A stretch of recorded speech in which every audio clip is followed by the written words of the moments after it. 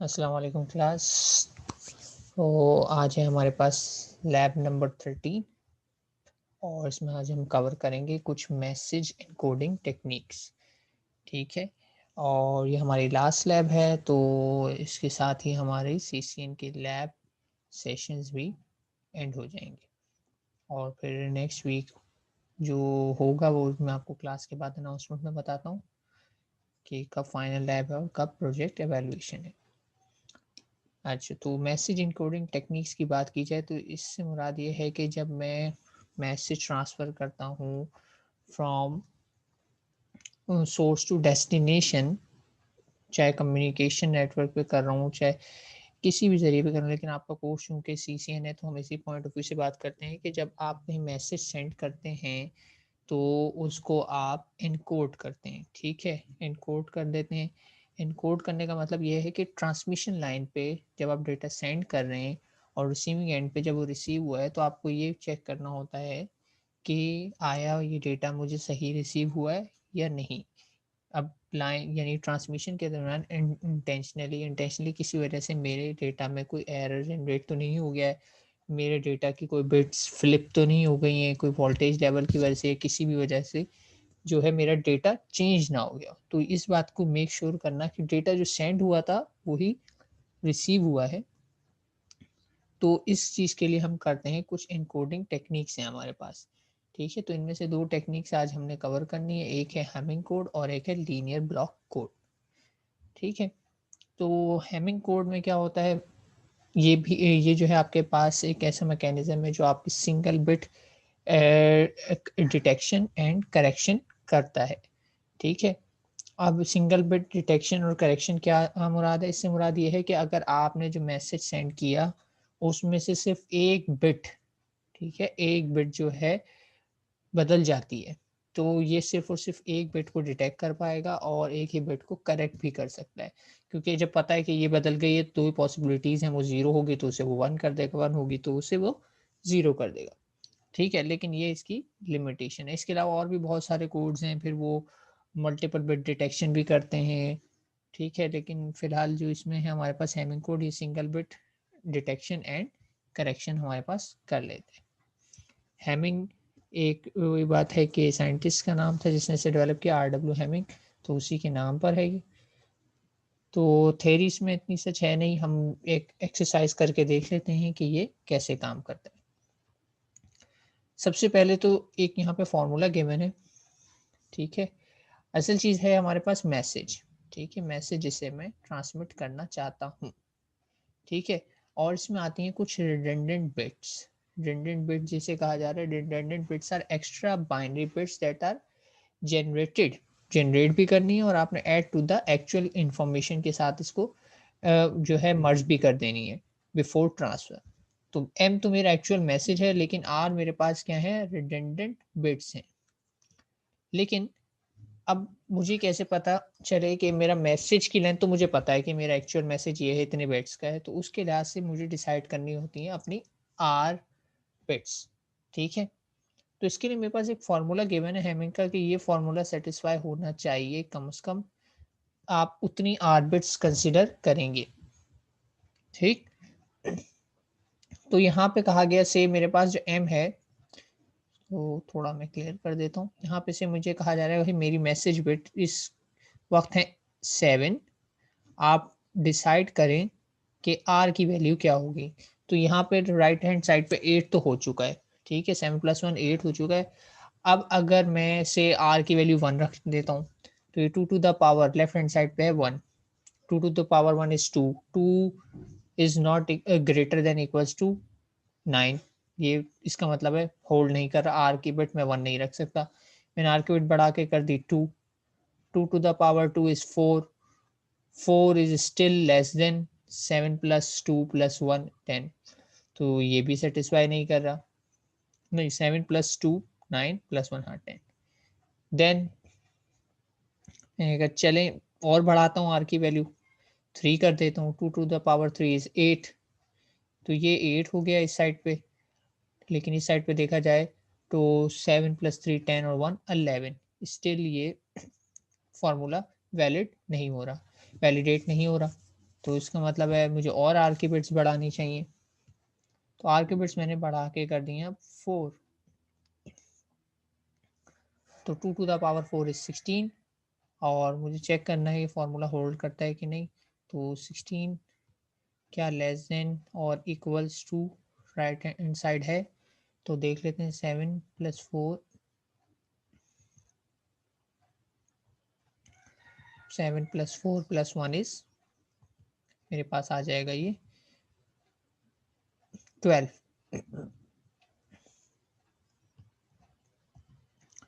और इस वक्त ये मेरा फार्मूला जो है ट्रू होल्ड कर रहा है। तो इट मीन्स कि अगर मेरे पास 7 बिट्स हैं मैसेज की, तो मुझे मिनिमम भी 4 जो हैं आपकी कहना चाहिए रिडंडेंट बिट्स कंसिडर करनी पड़ेंगी इस मैसेज को इनकोड करने के लिए। ठीक है, तो इस फॉर्मूले की बेस पे हमने यहाँ पे चूँकि 7 मैसेज बिट थी, तो ये डिसाइड करा कि मैं 4 रिडंडेंट बिट यूज़ करूँगा। ठीक है, तो ये चीज़ डिसाइड हो गई कि 7 बिट्स का मैसेज, 7 बिट्स का अगर मेरा मैसेज है एक्चुअल मैसेज, तो उसको इनकोड करने के लिए मुझे एक्स्ट्रा 4 रिडंडेंट बिट्स रिक्वायर्ड होंगी। यानी मेरा टोटल मैसेज जो लेंथ बन जाएगी वो बन जाएगी, जो ट्रांसमिट होगा ब्लॉक, उसकी बन जाएगी लेंथ 11। ठीक है, तो अब ये 11 कैसे बनेगी, आगे बढ़ के देख लेते हैं।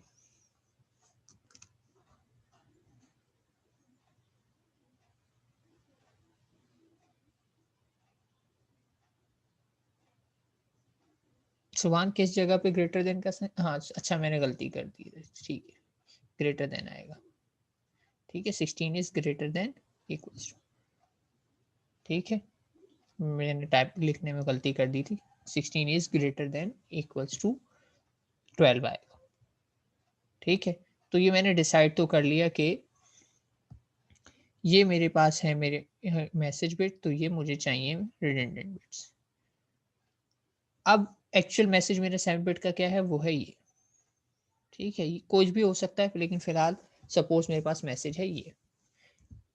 तो जब मैं इसका हेमिंग कोड में कन्वर्ट करूंगा, तो आप देखें मैसेज को मैंने लिख दिया कुछ इस फॉर्मेट में। क्या किया है, बीच में कुछ क्वेश्चन मार्क्स डाल दिए। क्वेश्चन मार्क्स वो प्लेसेस हैं जहां पे मुझे अपनी रिडंडेंट बिट की पैरिटी प्लेस करनी है। ठीक है, रिडंडेंट बिट्स में प्लेस करनी है, यूं समझ। लेकिन अब सवाल ये है कि मैंने ये question marks in in places पे ही क्यों किए हैं। तो इसका बड़ा सिंपल सा जवाब है कि पहली रिडंडेंट बिट मैं प्लेस करता हूं आपकी 2 टू द पावर 0 पर, दूसरी रिडंडेंट बिट में प्लेस करता हूँ 2 टू द पावर 1 पर, तीसरी रिडंडेंट बिट में प्लेस करता हूँ 2 टू द पावर 2 वाली पोजीशन पे, और चौथी रिडंडेंट बिट में प्लेस करूंगा 2 टू द पावर 3 पे, फ्रॉम लेफ्ट टू राइट। ठीक है, लेफ्ट टू राइट जब मैं जाना शुरू करूंगा, तो आप देखें 2 टू द पावर 0 इज 1, यानी पोजीशन नंबर 1 पे रिडंडेंट बिट आएगी, पोजीशन नंबर 2 पे रिडंडेंट बिट आएगी, पोजीशन नंबर 4 पे रिडंडेंट बिट आएगी, और पोजीशन नंबर 8 पे रिडंडेंट बिट आएगी। यानी 1 2 4 8 पे मुझे क्या प्लेस करनी है, अपने रिडंडेंट बिट्स। तो आप देख सकते हैं पहली पोजीशन पे मैंने रख दी, दूसरी पे मैंने रख दी, तीसरी छोड़ के चौथी पे भी मैंने रख दी है। इसको क्लियर करके बता देता हूँ। तो आप लोग देख सकते हैं कि रिडंडेंट बिट्स कहाँ कहाँ रखी गई। ये फर्स्ट पोजीशन पे रखी गई है, फिर उसके बाद सेकंड पे रखी गई है, थर्ड छोड़ के फोर्थ पे रखी गई, फोर्थ के बाद 5 6 7 छोड़ के 8 पे रखी गई है। ठीक है, तो ये ध्यान रखें, यहाँ पे एक्सप्लेन नहीं किया हुआ कि रिडंडेंट बिट की प्लेसमेंट किस तरीके से हुई हुई है। तो ये मैं आपको बता रहा हूँ कि ये 2 टू द पावर की बेस पे हुई हुई है, मैनुअल में ये चीज़ रिटर्न नहीं है। ठीक है, तो इस तरीके से मुझे ये पता लग गया कि मेरे रिडंडेंट बिट की प्लेसमेंट जो है कहाँ होगी, इन प्लेसेस पर होगी। यहाँ तक कोई कंफ्यूजन है क्लास, ये क्लियर है तो वो भी बता दें, ताकि फिर मैं आगे बढ़ सकूँ कि रिडंडेंट बिट की प्लेसमेंट कैसे आएगी और रिडंडेंट बिट कितनी लेनी है, ये हमने कैलकुलेट करना सीख लिया।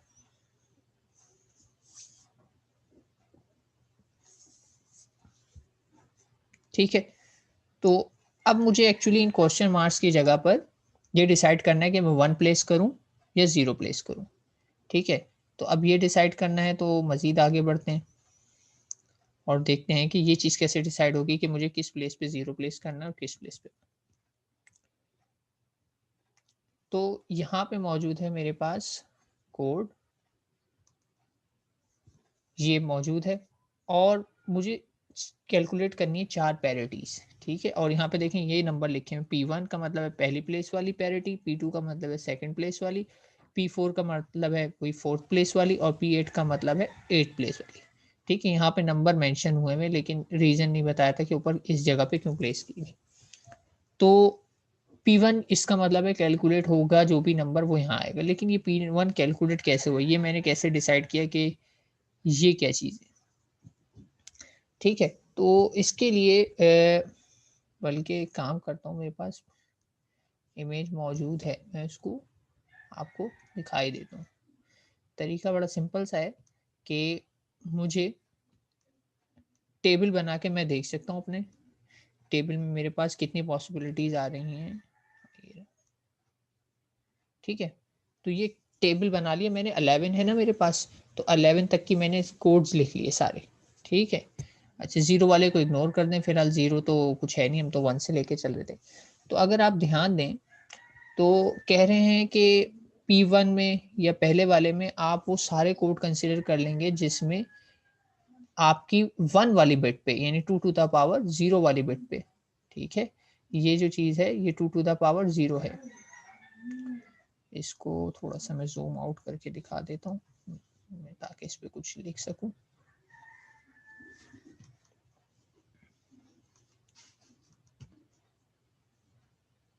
ज़ूम इन हो रहा है, ज़ूम आउट नहीं। चलिए मैं इसको मिनिमाइज़ थोड़ा-सा कर लेता हूँ।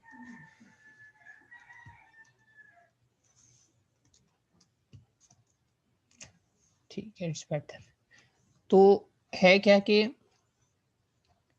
ये जो है, ये है मेरे पास, समझ लें वही 8 यानी 2 टू द पावर 4, ये मेरे पास 4 2 to the power sorry 2 to the power 3 is 8, 2 to the power 2 is 4, 2 to the power 1 is 2 and 2 to the power 0 is 1। ठीक है? तो कह रहे हैं कि आपने क्या करना है, अगर आपने पैरिटी 1 कैलकुलेट करनी है यानी P1, ठीक है? तो P1 के लिए कह रहे हैं वो सारे कोड्स कंसीडर कर लें, यानी हम मैंने सिंपल ये बाइनरी कोड्स लिखे हुए हैं, 0 का कोड 1 2 3 4 5 से 11 तक के कोड्स लिख दिए क्योंकि मेरे पास डेटा में 11 ही है। तो कह रहे हैं कि P1 के लिए आप कौन-कौन सी पोज़ीशन कंसीडर करेंगे, जहाँ-जहाँ पे 1 है तो यहाँ से मैंने नोट डाउन कर लिया, 1 में, 3 में, यानी हर ऑड नंबर में देखा जाए तो मेरे पास ये वाली बिट हमेशा 1 ही होती है। तो इसलिए जो कोड्स निकले वो क्या है मेरे पास, 1 3 5 7 9 और 11। ये 6 बिट का जो है मैं सेलेक्ट करूँगा अपनी P1 के लिए।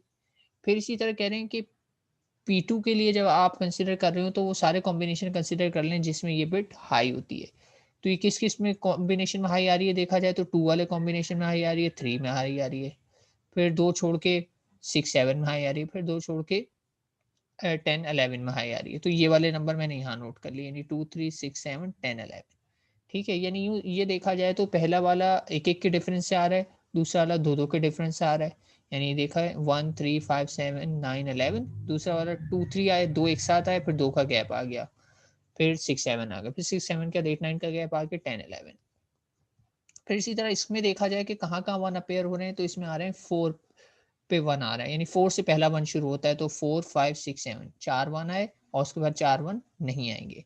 तो अगले 4 क्या हैं, 8 9 10 11, तो 8 9 10 11 में आप देख सकते हैं कि 1 नहीं आता, तो इसकी सिर्फ़ और सिर्फ़ ये 4 पोज़ीशन बनी, 4 5 6 7।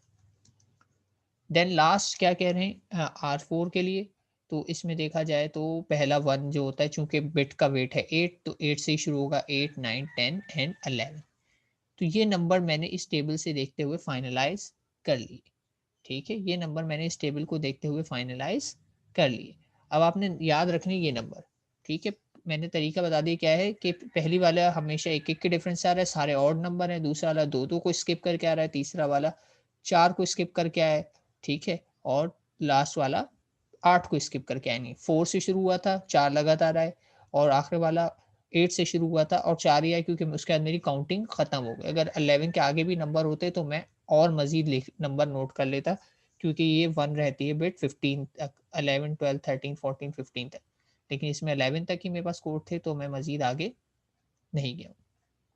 ठीक है, तो ये नंबर मुझे याद रखने कि मैंने किस तरीके से पिक करेंगे। वापस आते हैं लेक्चर पे। तो क्या थे पहले मेरे नंबर, मैं यहाँ पे भी लिख देता हूँ। मेरे पास नंबर हैं, ठीक है। इसके लिए जो मेरे पास नंबर्स हैं वो है 1 3 5 7 9 11। ठीक है, मुझे ये बिट्स पिक करनी है। इसके लिए जो मेरे नंबर हैं दूसरे वाले के लिए वो है मेरे पास, दूसरे के लिए नंबर है मेरे पास, शुरू होगा वो 2 3 4 5 छोड़ के 6 7 8 9 छोड़ के 10 11, ये नंबर है। तीसरे वाले के लिए मेरे पास क्या नंबर है, तीसरे वाले के लिए मेरे पास नंबर है 4 5 6 7, और लास्ट वाले के लिए नंबर है मेरे 8 9 10 11। ठीक है, ये नंबर है मेरे पास।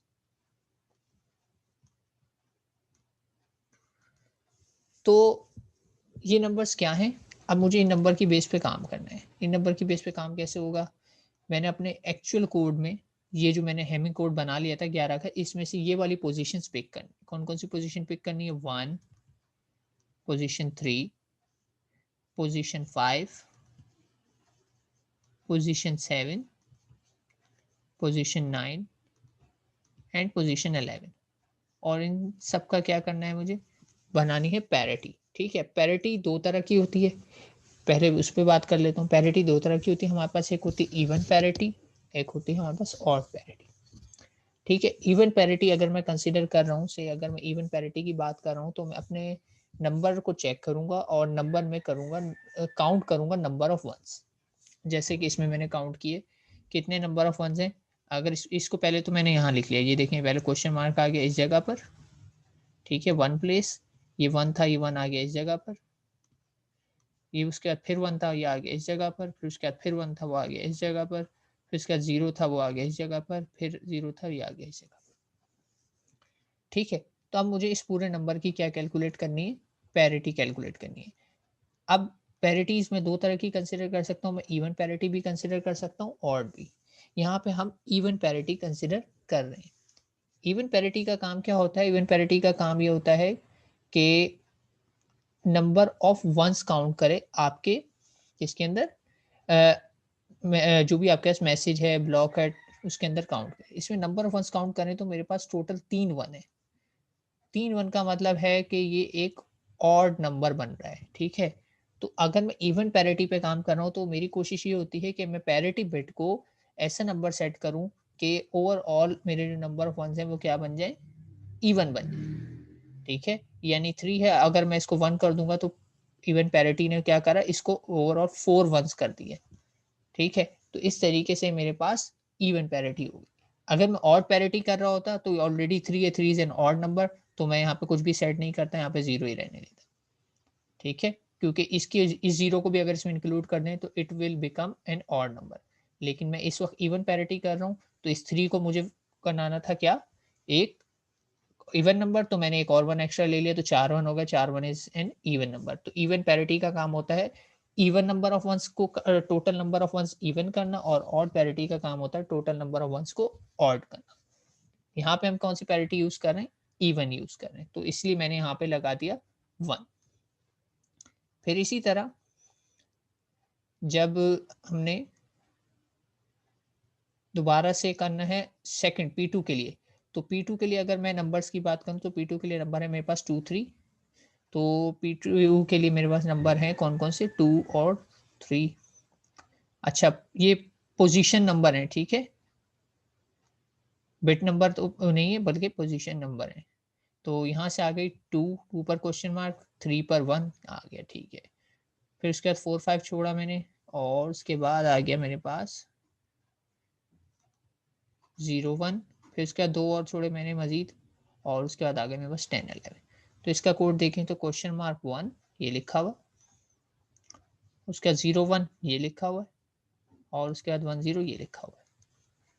लेकिन इसमें भी total number of ones count किए तो बन रहे थे 3, तो 3 को इवन नंबर बनाने के लिए मैंने यहाँ पे लगा दिया 1, होगा टोटल 4। ठीक है, तो इस तरीके से इस पे भी मैंने फाइनली जो डिसाइड किया कि इधर क्या आना चाहिए 1, इधर क्या आना चाहिए 1, मैंने ये डिसाइड किया। फिर इसी तरह जब मुझे P4 के लिए कैलकुलेट करना है तो कौन से नंबर है 4, 5, 6, 7। तो 4, 5, 6, 7 का मतलब है कि 1, 2, 3, 4, 5, 6, 7 ये 4 नंबर आएंगे। Question mark 101। अब क्वेश्चन मार्क 101 को अगर ध्यान से देखा जाए तो इसमें सिर्फ और सिर्फ 2 1 है, 2 1 already, 2 2 is an even number, तो मुझे यहाँ पे 0 ही लिख देना चाहिए क्योंकि मेरे पास ऑलरेडी जो पैरिटी बन रही है इसकी वो क्या बन रही है, क्या बन रही है इसकी पैरिटी इवन ही है। तो मैंने यहाँ पे इस मर्तबा 0 प्लेस कर दिया क्योंकि number is already an even number, number of ones, ठीक है, number of ones already even है, तो मैंने यहाँ पे 0 ही प्लेस कर दिया। फिर मेरे पास आता है लास्ट, लास्ट में मेरे पास कौन कौन से नंबर है 8, 9, 10, 11। तो 8, 9, 10, 11 देखा जाए तो क्वेश्चन मार्क 0, 1, 0, 1, और इसमें चूंकि सिर्फ एक ही वन आ रहा है और एक वन को इवन बनाने के लिए मुझे एक एक्स्ट्रा वन लगाने की जरूरत पड़ेगी और मैंने इसे यहाँ पर लगा दी। तो मैंने जो डिजिट फाइनलाइज किया है P1 के लिए वो डिजिट है 1, P2 के लिए जो डिजिट फाइनलाइज हुआ है वो भी है 1, P4 के लिए जो डिजिट फाइनलाइज हुआ है वो है 0, और P8 के लिए जो डिजिट फाइनलाइज हुआ है वो 1। तो ये जो मैंने क्वेश्चन मार्क ऊपर लगाए थे इन जगह मैंने इन्हीं को प्लेस कर दिया। ये आ गया P1, ये आ गया P2, ये आ गया P4, और ये आ गया 5, 6, 7, और ये P8। तो जहाँ जहाँ क्वेश्चन मार्क थे वहाँ पे अब मैंने जो पैरिटीज कैलकुलेट की हैमिंग कोड के फॉर्मूले से उसे प्लेस कर दिया। तो अब मेरा हैमिंग कोड जो का मैसेज है वो ये हो गया, यानी जो चीज़ मैं ट्रांसमिट करूँगा, सेंड करूँगा, वो ये मैसेज होगा। ठीक, तो इसमें बस यही था, इस तरीके से पैरिटी कैलकुलेट करनी। असल बात यह है कि आपको ये पोजीशन पता होनी चाहिए कैसे आई। ठीक है, जो हमने टेबल बना के मैंने आपको और क्लियर बता दिया कि ये मैंने इस तरीके से पिक किए कि जहाँ जहाँ पे ये वाली बिट हाई हो रही है वो वाले कॉम्बिनेशन मैंने कंसिडर कर लिए, और वो वाले कॉम्बिनेशन का मैंने आपस में सिंपली जोर किया होता है, पैरिटी का में होता जोर ही है, लेकिन मैं आपको बता दिया कि आप सिंपल करने का तरीका ये है कि आप नंबर ऑफ वंस काउंट करें, अगर वो ऑड हैं तो उनको इवन बना दें यूजिंग एक्स्ट्रा पैरिटी बिट, जब मैं इवन पैरिटी यूज करूँ। ठीक है, अगर ऑड यूज करूंगा तो मैं उन ऑड बनाने की कोशिश करूंगा। ठीक है, मैंने इवन ऑड का डिफरेंस बता दिया, लेकिन यहाँ पे जो हम पैरिटी यूज करें मेंशन नहीं है, वो है इवन पैरिटी। ठीक है, यहाँ पे किसी को कोई कंफ्यूजन हो या क्लियर है? आते हैं इस पे सोबान। अभी अभी तो सिर्फ सेंडिंग की तरफ जा रहे हैं ना, बेनिफिट आपको समझ में आ जाएगा। फिलहाल ये बताएं कि ये जितना प्रोसीजर मैंने बताया ये क्लियर है?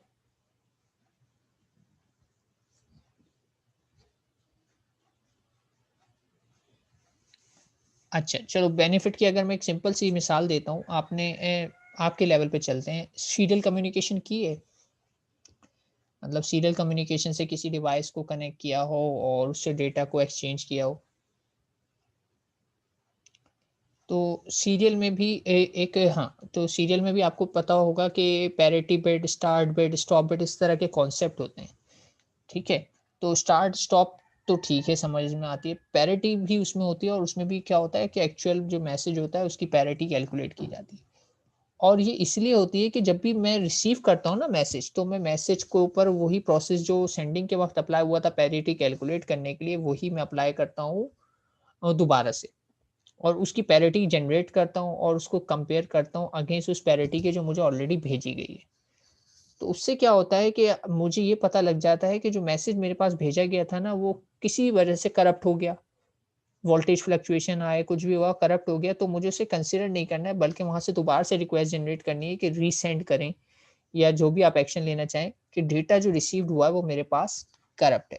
ठीक है, there is always possibility of error, कुछ भी एक्सेप्शन आ सकती है, किसी भी वजह से डेटा करप्ट हो सकता है, वोल्टेज फ्लक्चुएशन हो सकती है, या आपने वहां से डेटा सेंड के बीच में पावर डाउन हो गई तो डेटा की कुछ बिट फ्लक्चुएट करने की वजह से चेंज हो गई, वोल्टेज लेवल अप डाउन हुए, चेंज हो गई। तो इस वजह से हमेशा ही आपके पास जो है रिसीविंग और सेंडिंग एंड पे जो है ये चीज़ें चेक होती हैं कि authenticity of your message receive, ठीक है, कि सही रिसीव हुआ है या नहीं। ठीक है, मैंने एक सीरियल की मिसाल दी कि उसमें एक सिंपल एक पैरिटी बिट यूज़ होती है। वो भी यही करती है कि सिंगल बिट ही डिटेक्ट करेगी, उससे ज़्यादा वो भी डिटेक्ट नहीं करेगी। तो ये जो हम कर रहे हैं हेमिंग कोड, इसका काम भी यही है। ये किसी और चैनल में यूज़ होता होगा, कम्युनिकेशन के किसी और मैकेनिज़्म में यूज़ होता होगा। एग्ज़ैक्टली कहाँ यूज़ होता है ये तो मुझे भी अभी आइडिया नहीं है, लेकिन आप इसको गूगल करके देख सकते हैं कि हेमिंग कोड इन एक्चुअल किस किस्म की कम्युनिकेशन में होता ही होता है, यानी डे फैक्टो स्टैंडर्ड हो सकता है ये कहीं न कहीं का। ठीक है, अब जब आप ये देख लेंगे कि मैंने एक एग्ज़ाम्पल दे दी, अब मैं इसको रिवर्स करके बताता हूँ। अभी तो मैंने वो मैसेज बना लिया जो मुझे सेंड करना है, ठीक है? अब फ़र्ज़ करें जो मैंने मैसेज सेंड करना था वो तो था ये, ठीक है? लेकिन जब रिसीवर को मैसेज रिसीव हुआ तो वो हो गया मैसेज ये, ठीक है? दोनों मैसेजेस में सिर्फ़ एक बिट का फ़र्क है जो चेंज हुई है, वो है ये वाली। कोई सी भी बिट चेंज हो सकती थी। मैंने फ़िलहाल एग्ज़ाम्पल में ये हुई हुई है तो यही बता रहा हूँ, लेकिन कोई सी भी बिट चेंज हो सकती है आपके मैसेज में। इट डज़न्ट मैटर कौन सी बिट चेंज हो, लेकिन फ़िलहाल ये लास्ट वाली बिट चेंज हो गई है। पूरे मैसेज में जब सेंड हुआ तो कुछ और मैसेज था, रिसीव होते वक़्त किसी भी वजह से इसकी एक बिट चेंज हो गई। ठीक है, तो अब क्या होगा इससे? ये देख लेते हैं कि ये चीज़ पकड़ी कैसे जाएगी कि इसमें कुछ एरर है या ये मैसेज सही है? मतलब रिसीवर कैसे डिसाइड करे कि मुझे मिलने वाला मैसेज एक वैलिड मैसेज है या करप्टेड मैसेज है? तो अब देखते हैं रिसीवर इस बात को कैसे आइडेंटिफ़ाई करता है।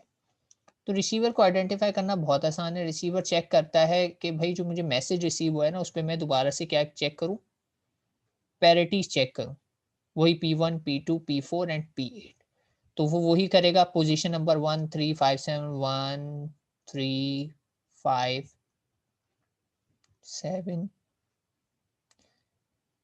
1, 3, 5, 7 और ये लास्ट में हमारी 2 और आ गई 0, 1। ठीक है? अब उसको जब ये रिसीव हो गए, उसने चेक चूँकि मैंने बताया कि हम क्या कर रहे थे, इवन पैरिटी से डील कर रहे थे। तो अब वो काउंट करेगा इस पूरे के पूरे कोड में कि नंबर ऑफ वन्स इवन है या ऑड, ठीक है? तो मैंने काउंट किया टोटल नंबर कितना आ रहे हैं 1, 2, 3, 4, 5 ऑड आ रहे थे, मैंने लिख दिया नो, यानी यहाँ पे कुछ गड़बड़ है, सही इसके नंबर ऑफ वन्स इवन होने चाहिए थे। मैंने बता दिया कि इस वाली पैरिटी में कोई गड़बड़ आ रही है। ठीक है, चलें ये वाली के बाद अगली पे देखते हैं। अगली पे मेरे पास नंबर क्या थे? अगली पे मेरे पास नंबर थे 2, 3, 4, 5 छोड़ के 6, 7, 8, 9 छोड़ के 10, 11। तो इसको मैंने पिक किया, यहाँ लिखा 1, 1, 0, 1, डबल 1। इसको काउंट किया गया तो 1, 2, 3, 4, 5। इस पे भी पता लग रहा है नंबर ऑफ वंस जो है ऑड आ रहे हैं, जबकि मैं तो इवन पैरिटी यूज़ कर रहा था। ये नेगोशिएट होता है दोनों तरफ से कि इवन पैरिटी है तो दोनों इवन पैरिटी यूज़ करेंगे, अगर ऑड पैरिटी है तो दोनों ऑड यूज़ करेंगे। तो इसलिए मैं यहाँ पे नंबर ऑफ वंस चेक कर रहा हूँ इवन है कि नहीं। यहाँ पे इवन नहीं है तो यहाँ पे भी कोई गड़बड़ है। मैंने यहाँ पे भी नो लगा लिया, मार्क कर लिया। इसमें इस बिट में भी कुछ गड़बड़ है। अच्छा, ये काम यही काम रिपीटेडली मैंने फिर अगले उसके लिए किया। अगले उसमें मेरे पास क्या थे? नंबर थे 0, 1, 2 सॉरी 1, 2, 3 और ये आ गया 4 से लेकर 8 तक। तो इस कोड में चेक किया जाए तो नंबर ऑफ वन्स कितने 2 हैं। 2 इज़ एन इवन नंबर, तो इसने कहा ठीक है ये वाला हिस्सा सही है, P4 ओके है, P4 में कोई इशू नहीं। देन यही काम मैंने लास्ट की बिट के लिए भी कर लिया। 1011 1011 में 3 1 आ रहे हैं तो इसमें भी मसला है, ये इवन पैरिटी नहीं है, तो यहाँ पे मैंने लिख लिया नो। तो मेरे पास ये पता लग रहा है पैरिटी 1, पैरिटी 2 एंड पैरिटी 8 में मसला है। तो इस इंफॉर्मेशन से मैं क्या कर सकता हूँ, पता कर सकता हूँ कि एक्चुअली मसला तो है। अभी तो ये तो पता लग गया मसला है, लेकिन अभी मुझे ये पता लगाना है कि मसला कौन सी बिट में, यानी डिटेक्शन तो हो गई कि मसला है। तो डिटेक्शन के बाद अब मुझे उसकी करेक्शन करनी है। तो एक्चुअली कौन सी बिट में मसला है ये फाइंड आउट करना बहुत ही आसान है। P1, P2 एंड P8 तीन में मसला है। मैंने सिंपली क्या करा, इनके वेट्स को आपस में कर दिया ऐड। तो वेट ऐड किया मैंने P1 का, P2 का एंड P8 का, तो ये टोटल बता रहा है, ये बनता है मेरे पास 11। तो इसने ये बता दिया कि बिट नंबर 11 में एरर है। तो बिट नंबर 11 में एरर होने का मतलब है कि वो 1 है, तो आप उसको करेक्ट कर लें। करेक्ट करने का मतलब सिंपली क्या है, उसे आप फ्लिप कर लें। तो इस तरीके से क्या होगा कि वो जो भी बिट करप्ट हुई होगी वो इसमें क्या होगी, सही हो जाएगी, डिटेक्शन भी हो जाएगी और करेक्शन भी हो जाएगी, लेकिन सिंगल बिट की ही करेक्शन होगी। ये मल्टीपल बिट की डिटेक्शन भी नहीं कर पाएगा और करेक्शन भी नहीं कर पाएगा, क्योंकि पैरिटी में मल्टीपल बिट चेंज होने से वही रिजल्ट आ जाता है जो करेक्ट का हो। क्योंकि पैरिटी में ज़ोर कर रहे होते हैं, तो जोर of 2 bit, 4 bit, 8 bit, 6 bits आपका सेम ही आता है रिजल्ट। इसी तरह जोर ऑफ 1 बिट, 3 बिट, 5 बिट का रिजल्ट भी सेम ही आता है। तो इस पे फिर आप इसको नहीं कर पाएंगे, ये सिर्फ और सिर्फ single bit detection and single bit correction के लिए यूज होता है।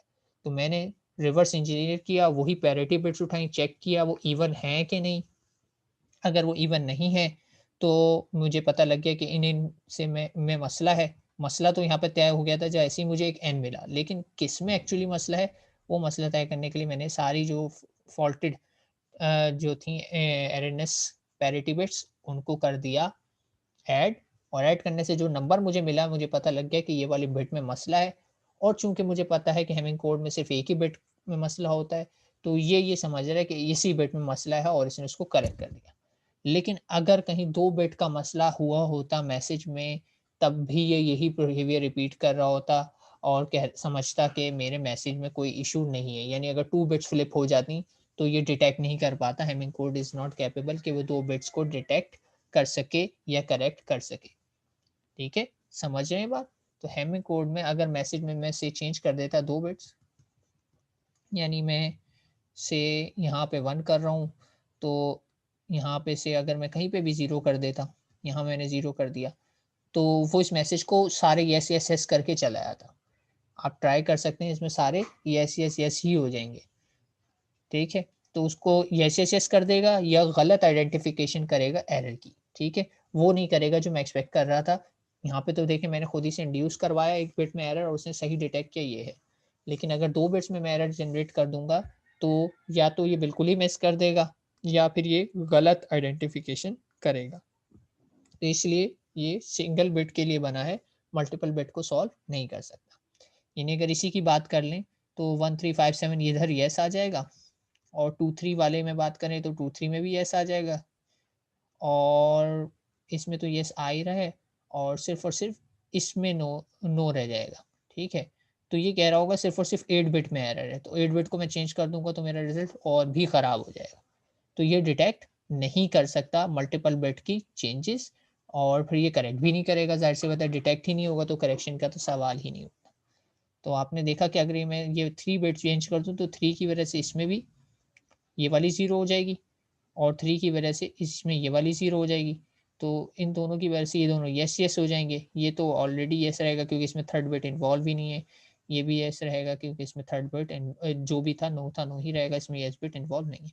तो इसके मुताबिक तो सिर्फ ये कह रहा है कि भाई 8th वाली जो बिट है उसमें एरर है, और मैं करेक्शन जब करूंगा तो मैं क्या करूंगा, मैं इस बिट को चेंज करके 0 कर दूंगा। मैं कहूंगा भाई ये वाला एक्चुअल मैसेज, जबकि ऐसा नहीं है, मेरा एक्चुअल मैसेज ये है। ठीक है, तो ये भी मैंने एक समझ लें आपको एग्जांपल बता दी कि हेमिंग कोड में मल्टीपल बिट अगर चेंज हो जाएं तो ये डिटेक्ट नहीं कर सकता, और चूंकि डिटेक्ट ही नहीं कर पाएगा तो ये उसको करेक्ट भी नहीं कर पाएगा। तो बार बार कह रहा हूँ, hamming code is only for single bit detection and correction. तो यहाँ पे कोई कंफ्यूजन हो, क्लियर हुई सुबान बात कि हम क्यों कर रहे हैं, कि मैं इस बात की गारंटी दे सकूं कि जो रिसीव डेटा है वो सही है।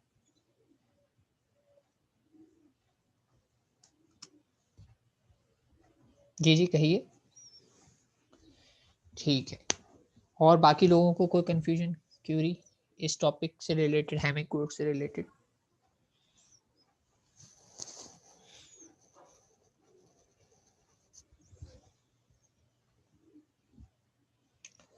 अच्छा, तो चलें फिर यहाँ पे हम लेते हैं एक छोटा सा ब्रेक,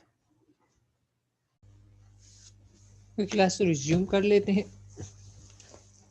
ब्रेक से पहले हमने हेमिंग कोड्स डिस्कस किया, देखा कि हम उसको किस तरीके से यूज़ कर सकते हैं to detect single bit errors and correct as well.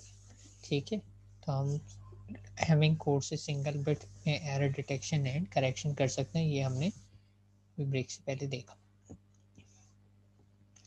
तो अब हमारे पास एक सेकंड कोड्स है जिसे कहा जाता है लीनियर कोड्स। ठीक है, ये भी एक टेक्निक है आपके सेम काम वही चीज़ अचीव करने के लिए कि आप सेंड करें मैसेज और रिसीविंग एंड पे इस बात की गारंटी हो कि वो मैसेज सही रिसीव हुआ है या नहीं। इसमें क्या कह रहे हैं कि linear code of length and transmit block containing and symbols for example is a binary linear code which present 4-bit values with 7 bits. अच्छा and ठीक है, तो इसमें भी बात वही बताई हुई है, कुछ फार्मूलाज हैं हमारे पास कि कितनी बिट्स होंगी तो कितनी हमें एक्स्ट्रा बिट्स रखनी होगी टू मेक श्योर कि मुझे जो इंफॉर्मेशन रिसीव हुई है वो सही रिसीव हुई है या नहीं रिसीव हुई। ठीक है, तो इसमें कुछ टर्म्स हैं, पहले उन टर्म्स की बात कर लेते हैं। इंफॉर्मेशन बिट या एक्चुअल बिट जो मेरी होंगी उसमें मैं के बिट्स कहूँगा, आर मेरी चेक बिट्स होंगी इसमें, और नंबर ऑफ कोड वर्ड्स मेरे पास टोटल जो बनेंगे वो है 2 के। ठीक है, अभी ये कोड वर्ड्स क्या है इसको अभी थोड़ी देर में आपको पता लग जाएगा। टोटल मेरे पास कोड वर्ड्स बनेंगे वो होंगे 2 के। ब्लॉक लेंथ मेरे पास n है, n is equals to k plus r है एक्चुअली, या यूं कह लें r equals to n minus k है। n के से बड़ा है डेफिनेटली क्योंकि उसमें आर ऐड होगा तो वो n के इक्विवेलेंट होता है।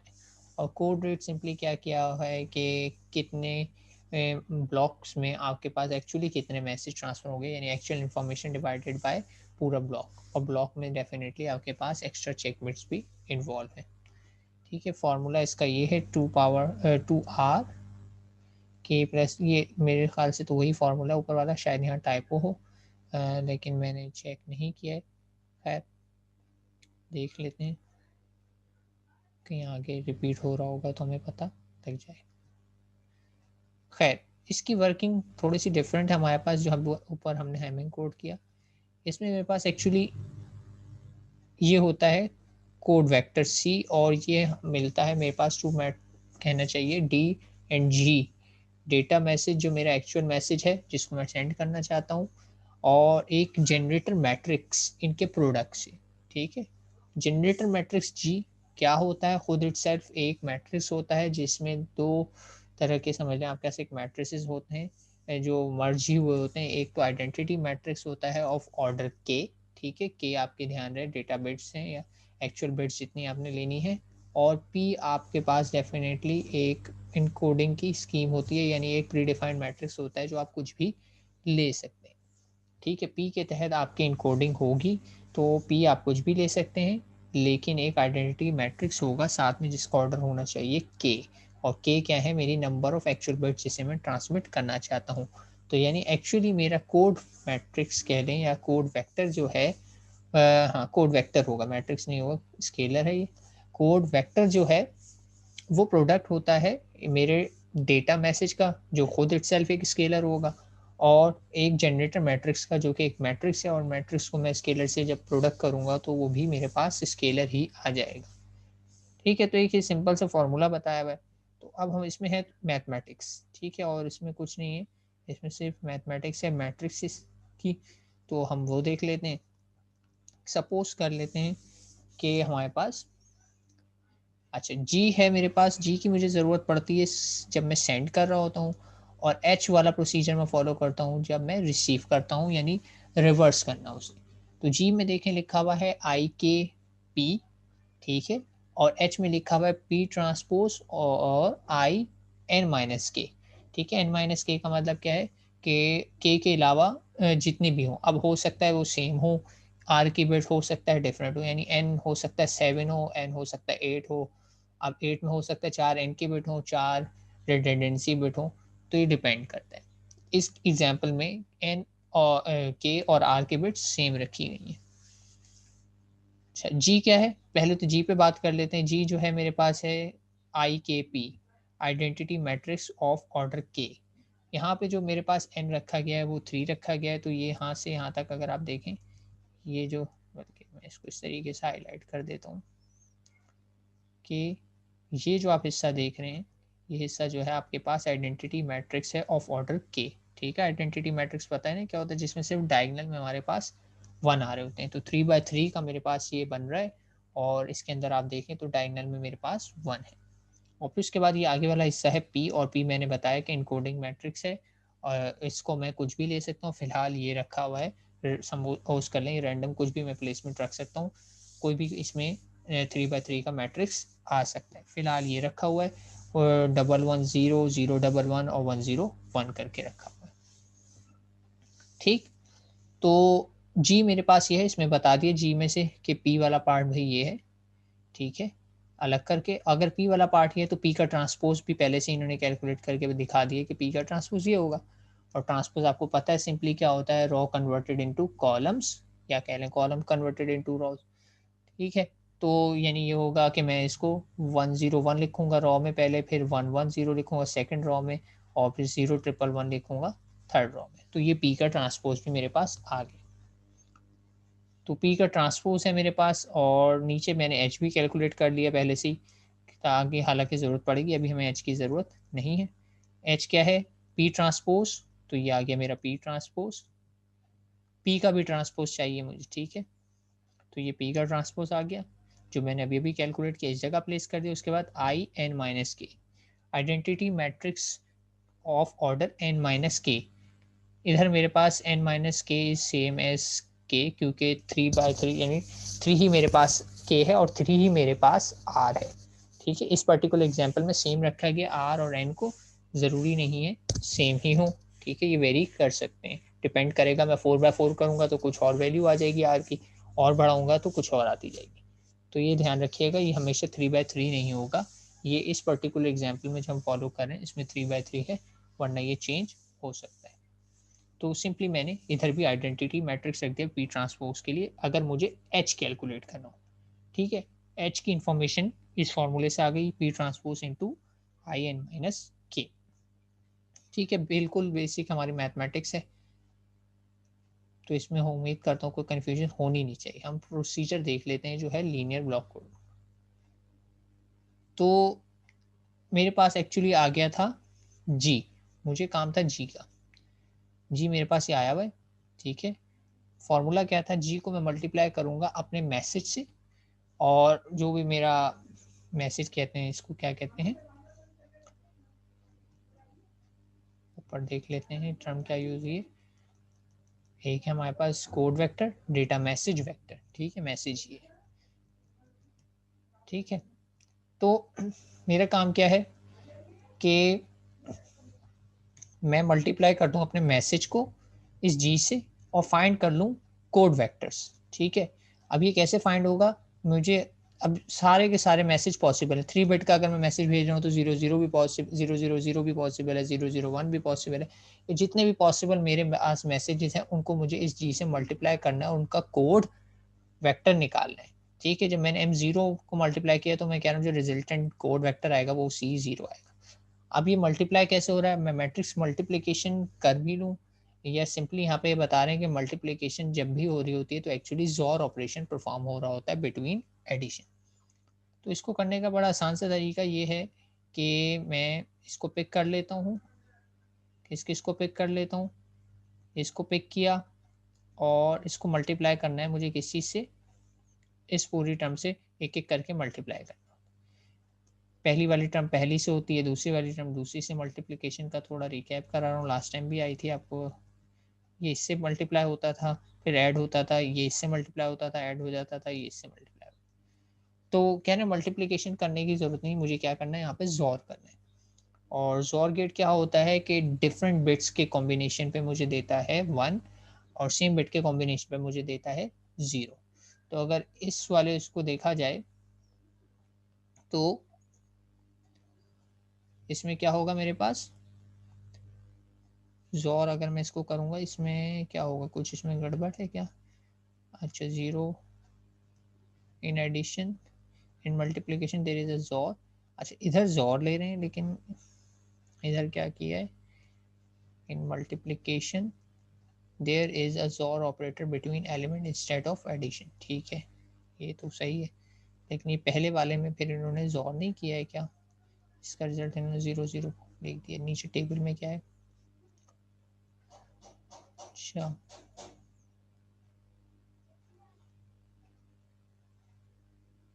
अच्छा, 1 और 1, 0 और 1, नो नो, मुझे लगता है कि इसका जोर होना चाहिए था, लेकिन इन्होंने नहीं किया हुआ।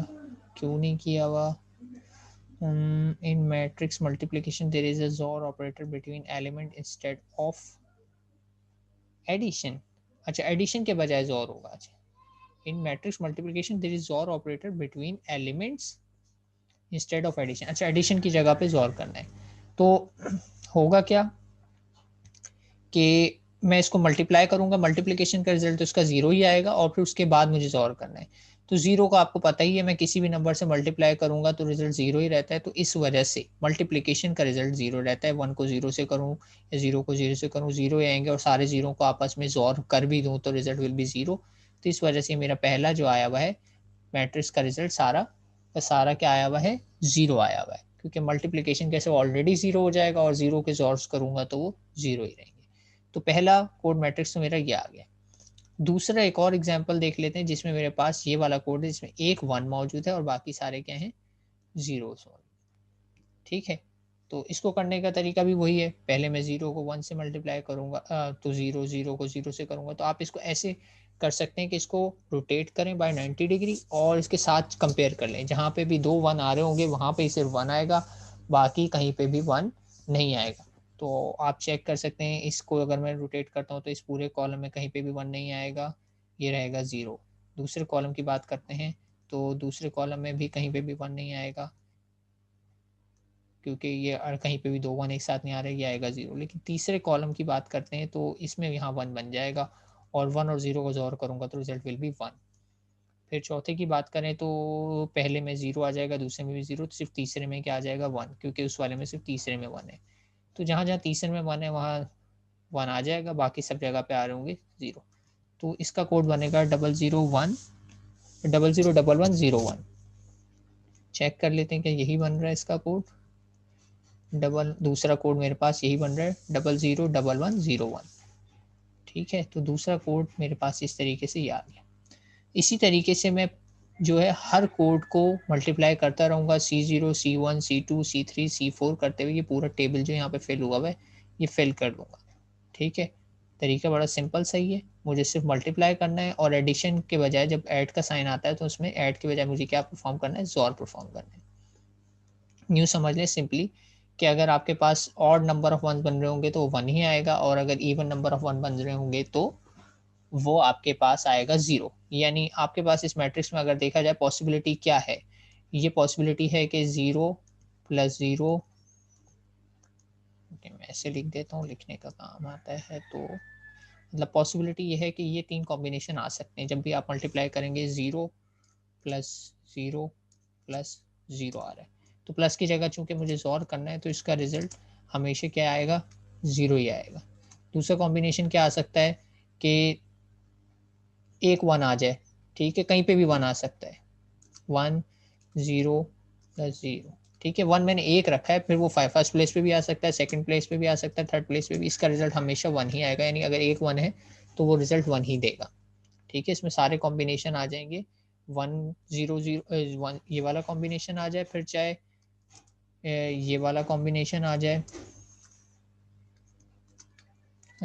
या फिर चाहे ये वाला कॉम्बिनेशन आ जाए।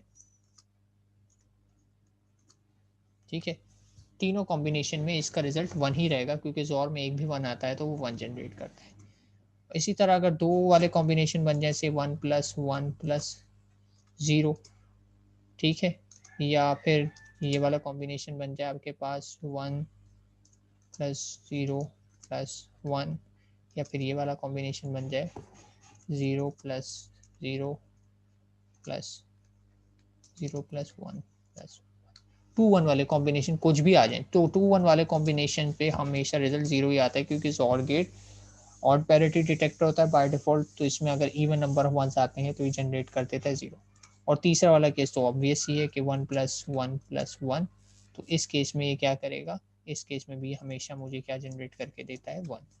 तो 3 बिट में टोटल 8 कॉम्बिनेशन हो सकते हैं, और जिसमें से आपके सामने 4 कॉम्बिनेशन पे मेरे पास आ रहा है ज़ीरो, और 4 कॉम्बिनेशन पे आ रहा है वन। तो आपको ये पैटर्न इसमें आइडेंटिफाई करने हैं। तो कहीं पे भी अगर एक एक वन आ रहा हो आपके मल्टीप्लिकेशन के बाद, तो आप उसको डायरेक्टली वन ही लिख देंगे, जोर का रिजल्ट उसका वन ही आएगा। कहीं पे दो वन आ रहे होंगे तो आप उसको डायरेक्टली जीरो लिख देंगे। कहीं पे तीन वन आ रहे होंगे, एक ही जगह ऐसी पॉसिबल है तीन वन आने वाली, तो आप उसको क्या करेंगे, वन लिख देंगे। ठीक है, तो इस इंफॉर्मेशन को आप यूज़ करते हुए जोरिंग कर सकते हैं डायरेक्टली XOR गेट का बिहेवियर यही होता है कि नंबर ऑफ वंस अगर ऑड हैं यानी 1 है या 3 है तो वो आपको रिजल्ट देगा 1, 2 है 0 है तो रिजल्ट देगा 0। ठीक, तो इसी तरीके से देख सकते हैं आप, ये यही कर रहा था चूंकि इसमें एक ही 1 था, तो जब जब ये मल्टीप्लाई होता था नीचे वाली टर्म से कहीं से भी, तो नीचे वाली टर्म में सिर्फ यहाँ पे 1 था और यहाँ पे 1 था और यहाँ पे 1 था, तो इस 1 की वजह से एक ही 1 जनरेट हो रहा था, तो इसी वजह से सिर्फ इन 3 प्लेसेस पे आप देख सकते हैं 1 आया हुआ है। अगर कोड को मैं चेंज करके कर देता हूँ, से 101 कर लेते हैं यहाँ पे, ठीक है 101 कर लेते हैं, तो 101 में अगर देखा जाए तो यहाँ पे भी 1 है, तो इस वजह से यहाँ पे 1 आ जाएगा, यहाँ पे 0 रहेगा, यहाँ पे एक ही 1 आएगा, यहाँ पे 2 1 आ जाएंगे, और 2 1 का जोर हमेशा क्या होता है 0 होता है, और यहाँ पे फिर एक ही 1 आएगा, ऊपर वाले की वजह से 1 रहेगा, और यहाँ पे एक नीचे वाले की वजह से 1 आएगा, तो ये रहेगा। तो हम चेक कर लेते हैं 101 का कोड क्या आ रहा है, ये देखिए 101 का कोड हमारे पास ये आ रहा है 101011। ठीक है, तो इस तरीके से आप सातों कोड निकाल लेंगे, कोई मुश्किल नहीं है, मैंने शॉर्टकट आपको बता दिया जोर का, आप इससे सारा का सारा कोड वर्ड या कोड वेक्टर जो है फिल कर सकते हैं। ठीक है, यहाँ पर कोई कंफ्यूजन है क्लास कोड वर्ड्स निकालने तक?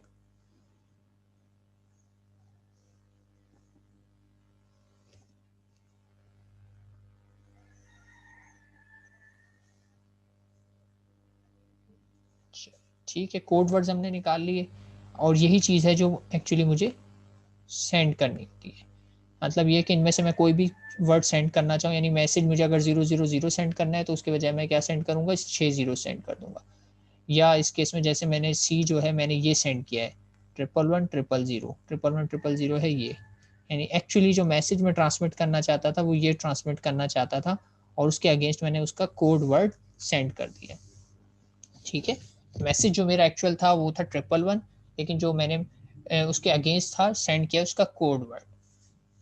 कोड वर्ड मैंने जो सेंड किया हुआ है 111 000, लेकिन रिसीविंग एंड पे क्या हुआ, वो 111 001 हो गया। एक मिनट दीजिएगा क्लास जी। तो बात मैं ये कर रहा था कि सेंड मैंने ये किया और रिसीव में फिर वही हुआ, इसमें भी इत्तेफाक से लास्ट बिट ही चेंज की हुई एग्जांपल में, लेकिन फिर वही कहूँगा कोई सी भी बिट चेंज हो सकती है। ठीक है, कोई सी भी बिट चेंज हो सकती है। इस पर्टिकुलर एग्जांपल में फिर से लास्ट बिट ही चेंज की गई है मैनुअल में, लेकिन आप इसमें कोई सी भी बिट चेंज कर सकते हैं। तो रिसीवर पे क्या हुआ, लास्ट बिट चेंज हो गई। अब रिसीवर को आइडेंटिफाई करना है कि लास्ट बिट चेंज जो मुझे रिसीव हुई है वो गलत रिसीव हुई, तो अब ये कैसे होगा, हमें ये देख लेना है। तो इसके लिए थोड़ा सा ऊपर चल के रिकॉल कर लें कि रिसीवर को क्या करना होता है, रिसीवर को ये फॉर्मूला फॉलो करना होता है एच वाला। रिसीवर को करना होता है एच इजिकल्स टू जो कि है पी ट्रांसपोर्ट और इनटू आई आई माइनस के, ये मेरे पास एच लिखा हुआ है। ठीक है, एच चाहिए होता है उसे, एच मैट्रिक्स यहाँ पे लिखा हुआ है, इसको आप ध्यान से देख लें क्या है इसमें, ये इसके कंटेंट्स देख लें, मुझे नीचे एच ट्रांसपोज चाहिए। तो एच ट्रांसपोज की बात करेंगे तो वो क्या होगा मेरे पास, मैं यहाँ लिख लेता हूँ एच ट्रांसपोज, एच ट्रांसपोज मेरे पास होगा तो वो होगा 11 और होगा फिर 0 1 1 और फिर होगा 1 0 1 एंड 1 0 0 0 1 0 और लास्ट है मेरे पास 0 0 1। ठीक है, यस ट्रांसपोज मैंने यहाँ पे लिख लिया है। अब हम इसे आगे देख लेंगे कि यही हमने यूज़ किया है या नहीं। तो नीचे चलते हैं और रिसीविंग एंड पे देखते हैं कि क्या हो रहा है। रिसीविंग एंड पे क्या होगा कि मुझे ये एच मैट्रिक्स या एच ट्रांसपोज मैट्रिक्स चाहिए। तो ये देखें, ये रहा एच ट्रांसपोज मैट्रिक्स। कहाँ से आया, ये मैंने इसलिए लिख लिया था ताकि आपको पता रहे कि मैंने वो जो शुरू में कैलकुलेशन की थी वो एच को ही मैंने ट्रांसपोज कर दिया, और ये आपके सामने सेम है हमारे पास एच ट्रांसपोज।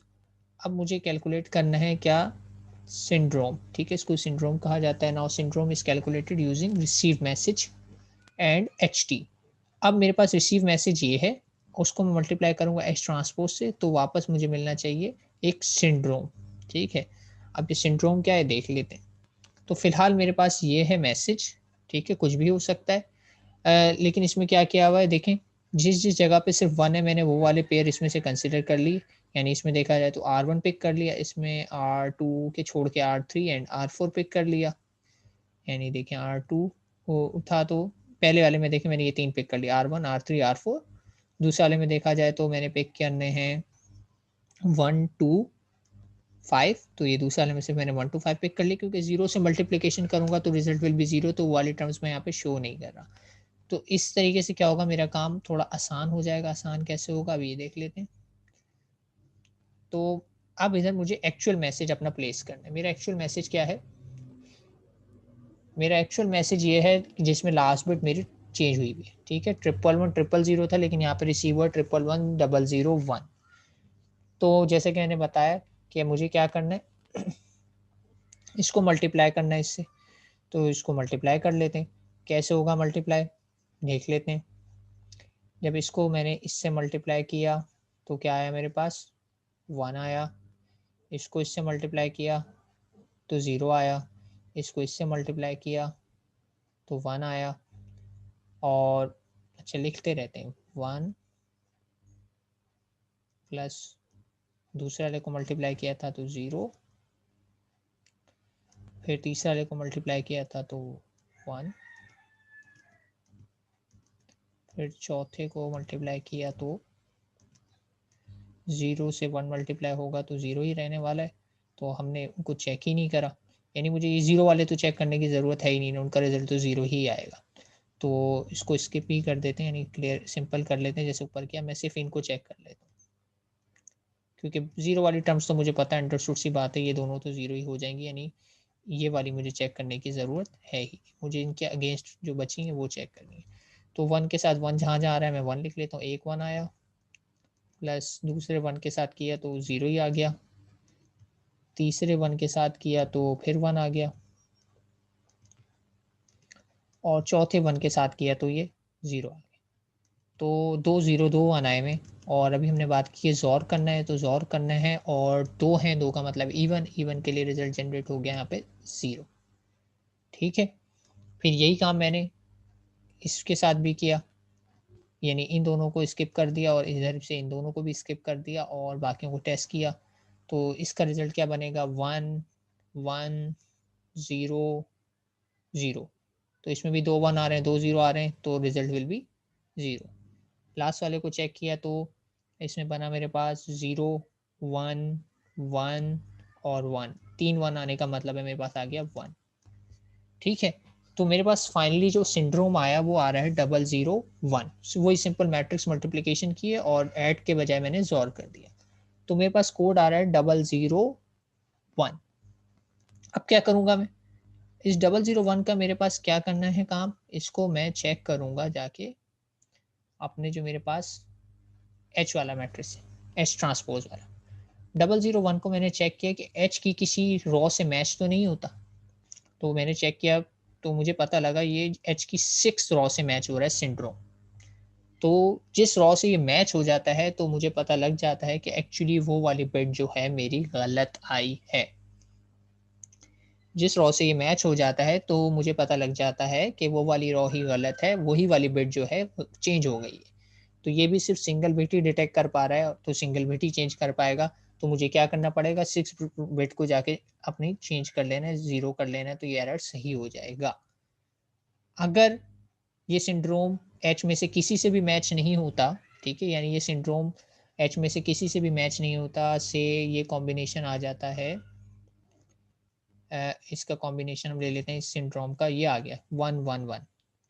तो आप देखें तो 111 किसी से भी मैच नहीं हो रहा, तो इसका मतलब ये है कि जो मुझे मैसेज रिसीव हुआ है वो बिल्कुल ठीक है, क्योंकि उसका सिंड्रोम किसी भी एच की रॉ से मैच नहीं हो रहा। ठीक है, यहाँ पे ये बताया हुआ है syndrome value is equals to 6 row. This means that error in the 6 bit. If syndrome value is not matched with any row of history, that means there is no error in the receive message. तो यानी अच्छी बात क्या है कि आपका syndrome किसी से भी मैच ना हो रिसीविंग एंड पे। और अब वही वाली बात है कि रिसीविंग एंड पे अगर एरर आता है तो आप उसको रीसेंड करने के लिए दोबारा से रिक्वेस्ट करते हैं कि डेटा सही रिसीव नहीं हुआ, तो डेफिनेटली आगे की प्रोसेसिंग जितनी भी होगी वो सब खराब हो जाएगी जब तक कि करेक्ट डेटा ना आए। तो ये सब काम ऑटोमेटिकली जो आपके प्रोटोकॉल्स बने बनाए होते हैं, जैसे सीरियल प्रोटोकॉल की बात करी तो उसमें ये फिर बिल्ट इन मैकेनिज्म है, जो भी आपकी चीज़ सीरियल जो है कहते हैं सीरियल प्रोटोकॉल को इम्प्लीमेंट करती है, वो इन चीज़ों का ध्यान रखती है कि ये मसला है तो इसको नीचे से ही हैंडल कर लिया जाए डेटा को आगे मज़ीद फॉरवर्ड करने से पहले। तो लो लेवल पे इसको रिज़ॉल्व कर लिया जाता है और डेटा को रीसेंड किया जाता है। लेकिन सीरियल एक रोबस्ट वो है, क्योंकि शॉर्ट डिस्टेंस होता है उसका, तो उसमें एरर इतने ज़्यादा नहीं आते। बाद औक़ात हम पैरिटी भी स्किप करा देते हैं, स्टार्ट स्टॉप बिट भी हटा देते हैं, इतना इशू नहीं होता। लेकिन जहाँ पे कम्युनिकेशन डिस्टेंट हो, वायरलेस हो जाए, तो इस तरह के इश्यूज़ में ये मैकेनिज़्म बहुत मैटर करते हैं कि आप इस बात की एश्योरेंस दें, मेक श्योर करें कि आपका data send and data receive same है। ठीक है? तो that's it for today's lecture. आज हमारे पास कोई टूल नहीं था। हमारा टास्क प्रॉपर थ्योरेटिकल था, तो मेरी तरफ से तो हो गया है। अगर आपको कन्फ्यूजन है तो आप लोग चैट बॉक्स में पूछें, तब तक मैं लैब टास्क वगैरह एक्सप्लेन कर दूँगा। तो लैब टास्क वही है, find the Hamming parity code and calculates error in which bit. ठीक है, मैसेज भी दे दिया और मैसेज बताया रिसीव क्या होगा। तो इसके लिए आपका वही पूरा प्रोसीजर करना है, आर बिट फाइंड आउट करनी है, पूरा मैसेज बना के सेंड करना है और फिर चेक करना है कि क्या हुआ। और दूसरा कोड और सिंड्रोम का दे दिया है। ठीक है, चेक बिट भी दी हुई हैं और आपके पास ये आर बिट भी दी हुई है, इसमें से आप देख लीजिएगा। इसको यू पूरा प्रोसीजर फॉलो करेंगे तो आपके पास ये सेकंड वाला सोल्यूशन आ जाएगा। कि लैब टास्क तो आसान ही है। होम टास्क क्या है? Take your S I D and concatenate all of its digits in binary and create error in second last bit.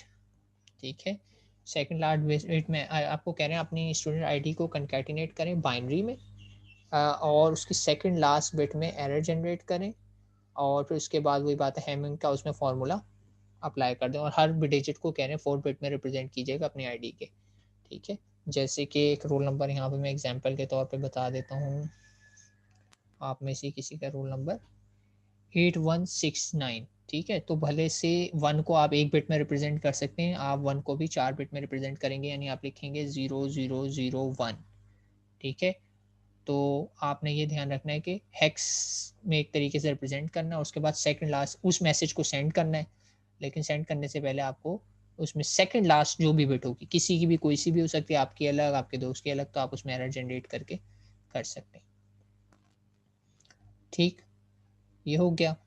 और इसके बाद लास्ट वाला क्या है? Take your first name and XOR all letters of your first name and truncate the last 2 digit of and create error in 4 bit. Now calculate syndrome using linear block code. दूसरा linear block code के, लेकिन क्या कह रहे हैं?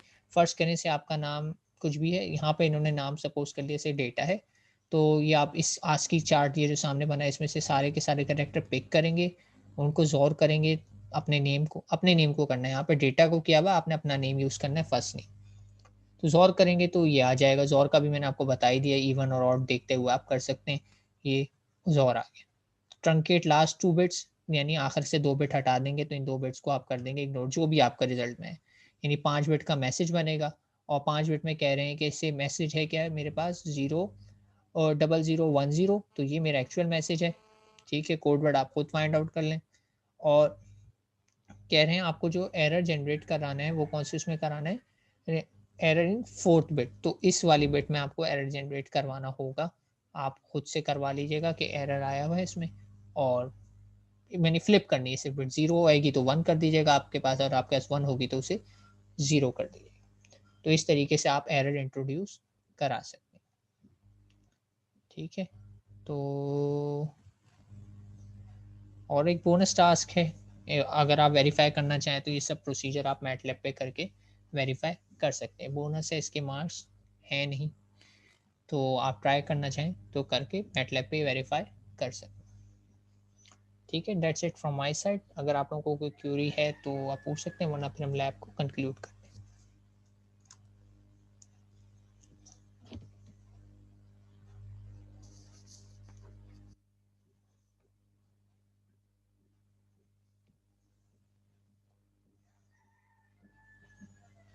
जी class, shell I conclude?